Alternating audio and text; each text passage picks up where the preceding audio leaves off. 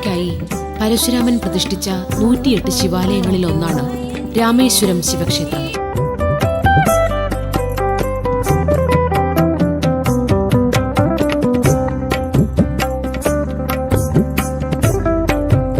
പടിഞ്ഞാറ് ദർശനമായി ശ്രീകോവിലിൽ ഒറ്റയ്ക്ക് കുടികൊള്ളുന്ന അപൂർവം ദേവന്മാർ മാത്രമേ നമ്മുടെ ക്ഷേത്രങ്ങളിൽ പ്രതിഷ്ഠിതമായിട്ടുള്ളൂ. അതിലൊന്നാണ് ശ്രീ രാമേശ്വരം ശിവക്ഷേത്രം.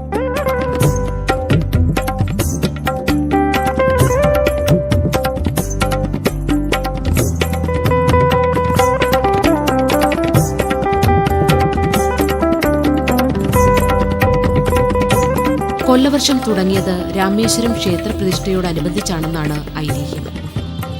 ധ്യാനാവസ്ഥയിലാണ് ഭഗവാൻ ദർശനമിറങ്ങുന്നത്. താണ്ഡവം കഴിഞ്ഞയുടനെ രൗദ്രഭാവത്തോടെയാണത്രേ ഭഗവാൻ ധ്യാനത്തിനിരിക്കുന്നത്.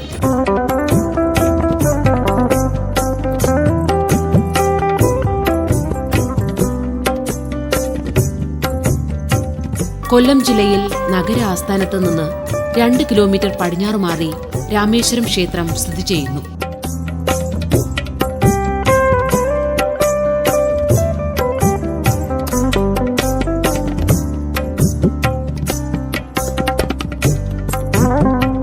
രാമേശ്വരം ശിവക്ഷേത്രം കൂടാതെ പരശുരാമൻ പ്രതിഷ്ഠിച്ച പ്രസിദ്ധമായ 4 ക്ഷേത്രങ്ങൾ കൂടി തൊട്ടടുത്ത് തന്നെ നിലകൊള്ളുന്നുണ്ട്.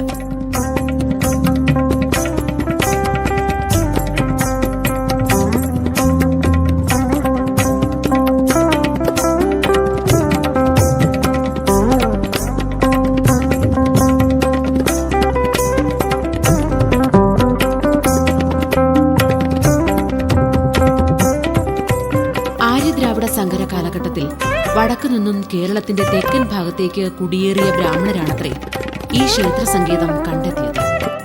ഈ കാലഘട്ടത്തിലാണത്രേ ഇന്നത്തെ നിലയിലുള്ള ക്ഷേത്രം പണികഴിപ്പിച്ചത്. വടക്കു നിന്നും വന്ന ബ്രാഹ്മണർ പല സ്ഥലങ്ങൾക്കും അവർക്ക് നേരത്തെ സുപരിചിതമായ പേരുകൾ നൽകിയത്രേ. കോലാപുരിയെ അനുകരിച്ച് അവർ കൊല്ലത്തിന് ആ പേര് നൽകിയെന്നാണ് പണ്ഡിതരുടെ നിഗമനം.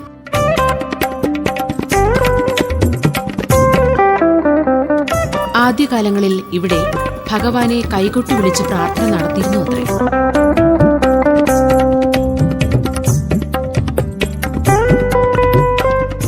ചരിത്രത്തിലേക്കും ആത്മീയ വിചാരങ്ങളിലേക്കും വെളിച്ചം വീശുന്ന ഒട്ടനവധി സംഭവങ്ങൾക്ക് സാക്ഷിയായ രാമേശ്വരം ശിവക്ഷേത്രത്തിൽ ചരിത്ര വിദ്യാർത്ഥികളും ഗവേഷണ തൽപരരും ഭക്തജനങ്ങളും ഒരുപോലെ എത്തിച്ചേരുന്നു.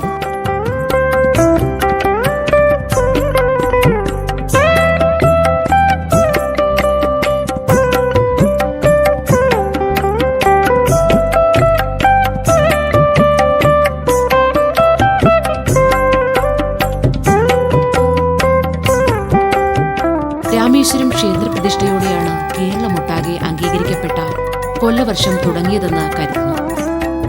ഉദയമാർത്താണ്ഡവർമ്മയാണ് കൊല്ലവർഷം തുടങ്ങിയതെന്ന് ചിലർ കരുതുന്നു.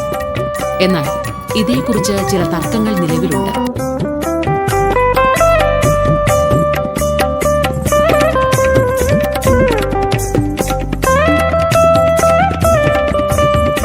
കൊല്ലം രാമേശ്വരം ശിവക്ഷേത്രത്തിൽ 4 ശിലാലിഖിതങ്ങൾ കാണുന്നുണ്ട്. കൊടും തമിഴ് ഭാഷയിലാണ് ഈ ലിഖിതങ്ങൾ. കേരള ചക്രവർത്തി രാമവർമ്മ കുലശേഖരൻ പ്രായശ്ചിത്തം ചെയ്ത ലിഖിതം ക്ഷേത്രത്തിലുണ്ട്. ക്ഷേത്ര ഭണ്ഡാരത്തിൽ നിന്നും രാമർ തിരുവടി കോയിലധികാരികൾ പണം ചെലവാക്കിയെന്ന് ബ്രാഹ്മണരെ ക്ഷേത്രത്തിൽ വെച്ച് കൊന്നു എന്നുമാണ് ശിലാലിഖിതം പറയുന്നത്. രാമർ തിരുവടി കോയിലധികാരികൾ കുലശേഖര ചക്രവർത്തി രാമവർമ്മ കുലശേഖരനാണ്. ക്ഷേത്രത്തിലെ ശിലാലിഖിതങ്ങൾ ഉദക പൂർവ്വദാനം എന്നുപയോഗിച്ചത് ഇതുകൊണ്ടാണത്രേ.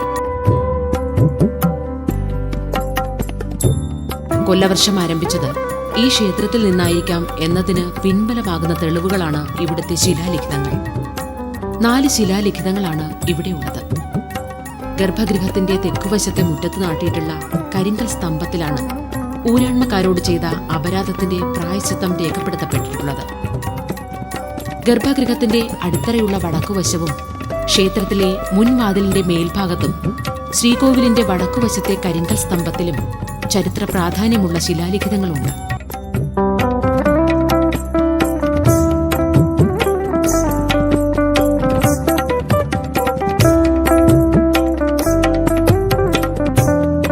തിരുനെൽവേലിയിലെ ശർമാദേവിയിലെ ഭക്തവത്സല ഭക്തവത്സല ക്ഷേത്രത്തിന്റെ മാതൃകയിലാണത്രേ രാമേശ്വരം ക്ഷേത്രം പണികഴിപ്പിച്ചത്. ശ്രീകോവിലിന് മുന്നിലുള്ള മുഖമണ്ഡപം കൃഷ്ണശിലയിൽ തീർത്തതാണ്. അലങ്കാര ഭംഗിയുള്ള കൊത്തുപണികൾ മുഖമണ്ഡപത്തിന്റെ സൗന്ദര്യം വിളിച്ചറിയിക്കുന്നു.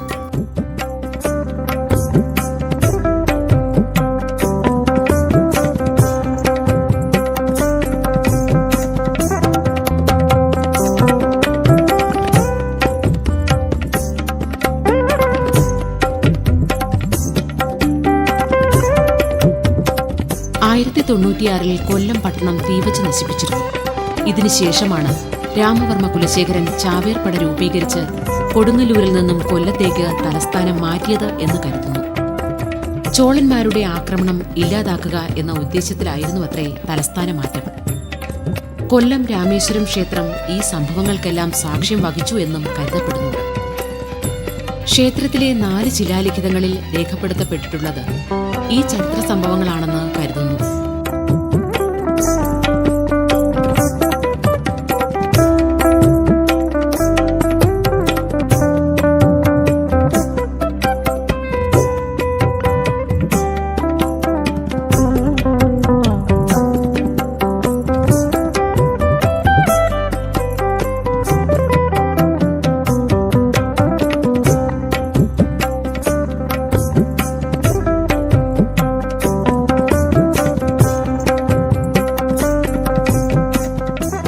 പൂജയാണ് ഇവിടെ. ശാസ്താംകോട്ട അടിമറ്റത്ത് ഇല്ലത്തിനാണ് ഇവിടുത്തെ തന്ത്രാവകാശം.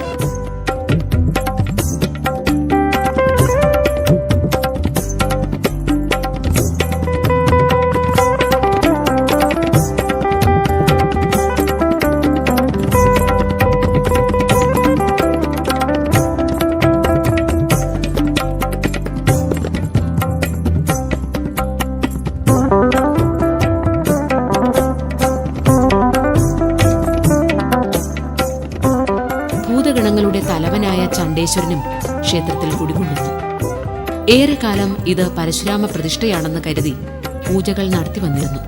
എന്നാൽ പിന്നീട് ദേവപ്രശ്നത്തിലാണ് ഇത് ചണ്ഡേശ്വരനാണ് എന്ന് തെളിഞ്ഞത്. മഹാവിഷ്ണുവിന് വിഷക്സേനനെ പോലെ ശിവന്റെ ഭൂതങ്ങളുടെ തലവനാണ് ഈ ചണ്ഡേശ്വരൻ. ഇവരെ നിർമാല്യധാരികൾ എന്നും പറയാറുണ്ട്. അഷ്ടദിക്പാലകന്മാരുടെ ബലിപീഠങ്ങളിൽ ഈശാനന്റെ പീഠത്തിന് പടിഞ്ഞാറ് ഭാഗത്ത് മറ്റൊരു ബലിക്കലിൽ നിർമാല്യധാരികളെ കുടിയിരുത്തി ദേവപൂജ കഴിഞ്ഞ പുഷ്പങ്ങൾ കൊണ്ട് പൂജിക്കണമെന്ന് ഒരു വിധിയുണ്ട്. ചണ്ഡേശ്വരന് ദേവപൂജ കഴിഞ്ഞ പുഷ്പങ്ങൾ മാത്രമേ അർപ്പിക്കാറുള്ളൂ.